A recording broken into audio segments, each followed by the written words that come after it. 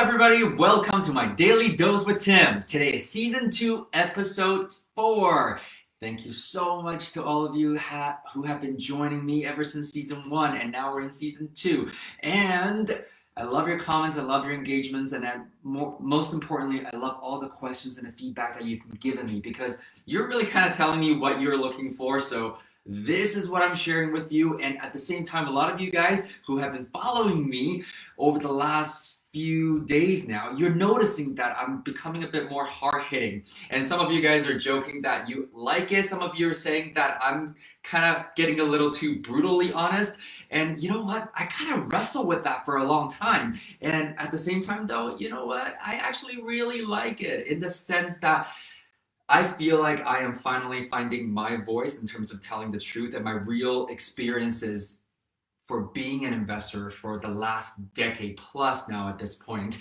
And honestly though, simply because of the fact that I've also been mentoring and teaching and coaching, and I just realized that at the end of the day, if I am not brutally honest with you and telling you what you need to hear as opposed to what you want to hear, I'm not really doing anybody any good, to be really honest, because I'm not here to tell you that, life is always going to be rainbows and butterflies, and if you just want to keep what you want to hear, then you know what, maybe this is not even the right channel for you at the moment, and I'm totally okay with that. However, for those of you who are telling me that you love a different kind of energy from me and the honesty and the truth that's coming out, I appreciate you, I love you, and I am so happy, so happy that you can see through all that, because honestly, at the end of the day, I just want to cut through all the bullshit that exists in this industry right now, because of COVID, it's always like everything else in life, there's always two sides to everything,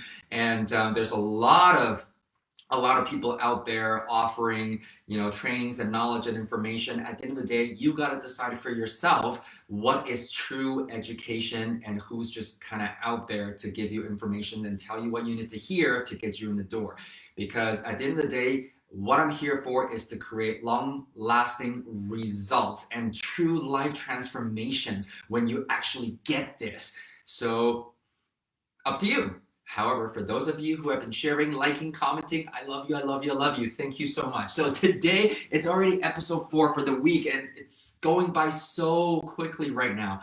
Today, I really wanted to share the 3 easy traps that you can spot and more importantly, avoid, so that you can create that long-term sustainable successes in your investing career for yourself. Because at the end of the day, that is one of the main reasons why we invest, is because we want to build that long-term wealth. And this is why we always say that depending on the strategies that you choose, and that's usually determined by the goals that you have, we buy and sell so that we can create the capital that will enable us to buy and hold to create the long-term wealth. Because when you are able to buy and sell, that means that, hey, right now you might actually be able to increase and elevate your lifestyle a little bit. It can improve the living quality right now, and later on, when you build up that wealth, you'll live a better retirement, you'll live a better life moving forward, and you can leave a legacy for your children and even your grandchildren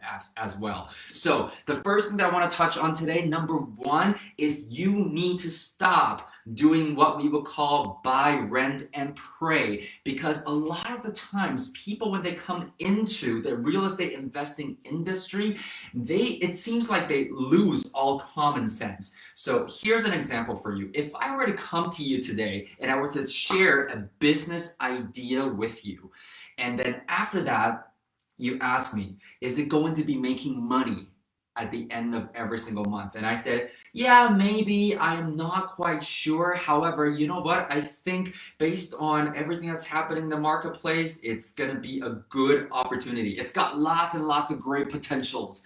I don't think anybody really buys into that. However, the funny, interesting phenomenon when it comes to real estate as an investing vehicle, people tend to throw all that common sense out the window. If I came to you today and I said, hey, you know what, I got a real estate opportunity, I want to buy a place, it's probably not going to cash flow on a monthly basis. However, it is real estate, it's definitely going to go up. Really? Do you have a crystal ball? Really? Do you have a sidekick that's been right about every economic upside and downturn? And and during the period of time where it doesn't change much at all in terms of value? No, I don't think you do. And if you did, you probably wouldn't be watching this video, I'm guessing. But the point is, so many people, they do what we call buy, rent, and pray, because they basically just get caught up in a frenzy that they just want to go in and buy something. Remember, during season 1, I already talked about this. Real estate investing, you need to break it apart. When you really focus on investing, then you realize that what you need to be doing is elevating your financial literacy and your financial education. And what you're doing is choosing real estate as your vehicle. So when I say vehicle, I mean vehicles could be a job, could be a startup, could be a franchise, could be joining a direct marketing business, could be buying a franchise, or whatever it may be, okay? That's the vehicle that you use to create income. It's just that in this particular case, we're using real estate as our vehicle to create our income. And so a lot of the times what people do, the amateurs, when they don't really realize that ultimately it should be about financial literacy, they get caught up in buying pretty houses. Or again, these days, my favorite is please stop mistaking entertainment for education. Thanks to social media, thanks to HGTV, so many people are putting the pretty fancy before after pictures. I mean, I get it, it's very entertaining, and I love those things because it really kind of paints a picture for you. And we're human beings. We like things that we can see, we can hear, we can touch. All the senses are fulfilled. I get that. At the same time, though, the most important asset that you can ever invest in is always intangible, which is knowledge and skills that you can possess over time. So, going back to what I was saying, buy, rent, and pray. Why? Because most people will just say, hey, you know what? I'm gonna look at how much I can buy for or I can afford.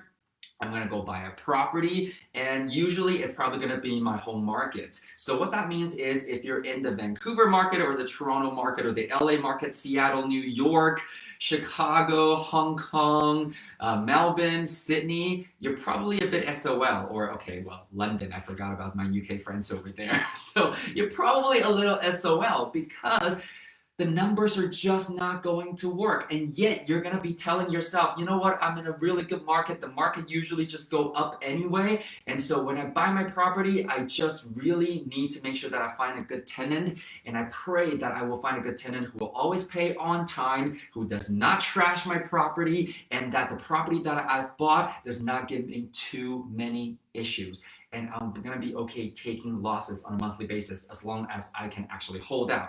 And that's the thing. When you start to think like that, you're buying and renting and praying that nothing bad ever happens. And for some of you, my friends out there who have been around long enough, you know it ain't what life is usually about, is it? Life tends to throw us some curveballs, especially when we least expected, or better yet, when we are least prepared for it. And this is why we teach cash flow first as king, simply because of the fact that we want to make sure that we treat every single property and every project as a viable business. Because it's only when you have a viable business, you are able to scale and grow for that to achieve that long-term success that we're all looking for. So that's number one. You need to stop, buy, rent, and pray. Okay? Just stop buying, renting, and praying. That's not the way it goes. The second trap that we all fall into, really, I kind of call it the dichotomy of action taking. Because so many people, once again, you just say, okay, you know what? You can argue with me. I'm just going to go and buy one property first and see, and I'm going to take action. Great. Hopefully you're not doing buy, rent, and pray, meaning if you're going to take action and go out and buy your first property, ideally, I'm hoping for your sake that there is some cash flow coming in that's enough to cover all the expenses. We often joke that, hey, does it wash its own face? Over the next few weeks, as you know, season 2, we got a total of 60 episodes coming your way. I'm gonna go into a lot of deal analysis this season with you because I know that's something that a lot of you guys really enjoyed last season. However, at the end of the day though, as a professional investor, it always is about the numbers. And so this is why, again, when you are getting suggestions or advice that say, you know what, if you've got some savings right now, just jump in and buy something. I'm going to tell you, that's the thing about real estate. Okay, that's the thing about real estate. You will pay for a lesson sooner or later. And this is why I believe I spoke about this yesterday already. It is really about taking calculated risks. The thing that really drives me up the wall, and probably it's because I lost all my money at one point in time from ill advice, okay? However, anybody that tells you if you've got some money, don't bother investing in your education, just put that towards your first property. You know what? Great. Even if you want to do that, you're taking action. However, where is the scalability in that? And I'm going to show you based on logic, based on numbers when we're doing DO analysis. I'm going to tie that back in here as well. However, this is why I said it's the dichotomy of action taking. What kind of actions are you taking that is going to give you the long-term successes that you are looking for?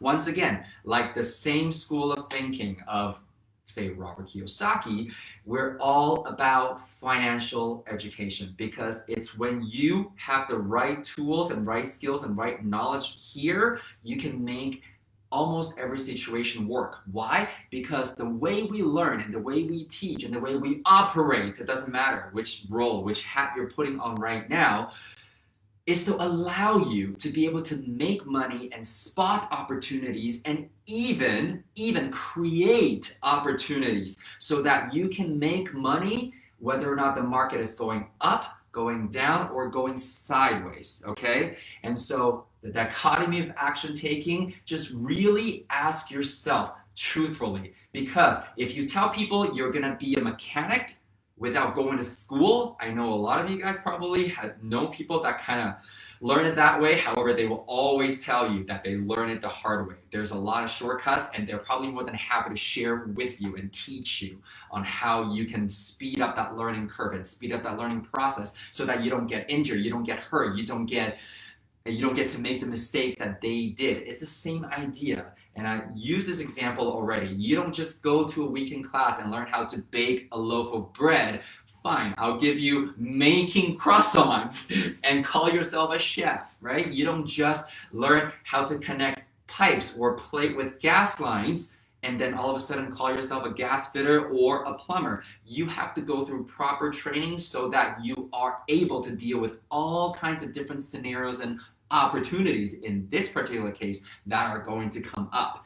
And so remember that the dichotomy of action taking. Ask yourself if what you're doing really is going to be serving you in the long term. Number 3, okay, your power team is out there to advise you based on their expertise. I often say, if they are not making their living, meaning their livelihood is not depending on the sources of income that they develop through purely investing in real estate, they are an advisor. They're not a mentor nor a coach for you. Why? Simply because of the fact that, number 1, there is a conflict of interest right there. Number 2, who's going to take the full responsibility when the deal does not go through? I have a lot of people, when they come to me, they accepted advice from their realtors, their mortgage brokers, their contractors, their lawyers even, and they were losing money, they were bleeding. And at the end of the day, you know what? You have nobody else to blame but yourself, because you let other people tell you what to do with your hard-earned money, and you let other people dictate, and as a result, you gambled with your own financial future. You got nobody else to blame but yourself. And so at the end of the day, one of the biggest questions that I always ask myself, if I'm going to take this person's advice, if I'm going to take this person's decision-making power, okay, are they doing what I want to be doing on a daily basis? That's the only question that you really want to ask yourself, okay? And to assume full responsibility, to assume full responsibility as well, you need to also remember, when the deal goes well, awesome, everybody's happy. When the deal goes south, okay? Unless the other person or the other people are going to help you pick up some of the financial slacks, you need to be very clear about where you stand when you're making that decision. I know you got fear. I got them too still after all these years. It doesn't matter because, again, I started out with a $250,000 property a long, long time ago in the year 2004. And now when we're buying multi-million-dollar properties, I still get butterflies. However, that's good. Anybody who's ever done personal development, you know, that's the same, that excitement, that fear, it's the same chemical that is kind of that your body's generating. It's no different than if you've been on a roller coaster, then you know what I mean. You're kind of scared and excited all at the same time. But the most important thing that I've learned is that when you actually have those butterfly feelings, that actually means that you care about what it is that you're doing. There is a stake there somewhere, even if it's not apparent to you. So remember, these are the 3 traps that you can easily spot and avoid so that you can continue to build your empire, your portfolio, and the long-term success that you want to have in your investment portfolio. So I hope this episode was helpful for some of you, or if not all of you, I can only hope. However, at the end of the day, it's your decision and you decide what you want to take away. And sometimes I'm going to tell you, I'm going to be completely honest with you. If somebody were to tell me these 3 things, even 10 years ago, I would have been like, you're crazy. However, like I said, I want to be as authentic, as honest as I can be with you. And these are the 3 of the biggest lessons that I have learned over my entire career, not even just as a real estate investor, but as a business owner, as an entrepreneur for nearly 2 decades now at this point. So I hope you enjoyed this episode, and please like, please comment, let me know what you think about it, and more importantly, please share it with the people that you think in your life that needs to hear some of these messages and learn some of these lessons as well. So tomorrow is episode 5, the last episode for this week. I got something special planned for you, so I will look forward to seeing you tomorrow, and live well, everybody.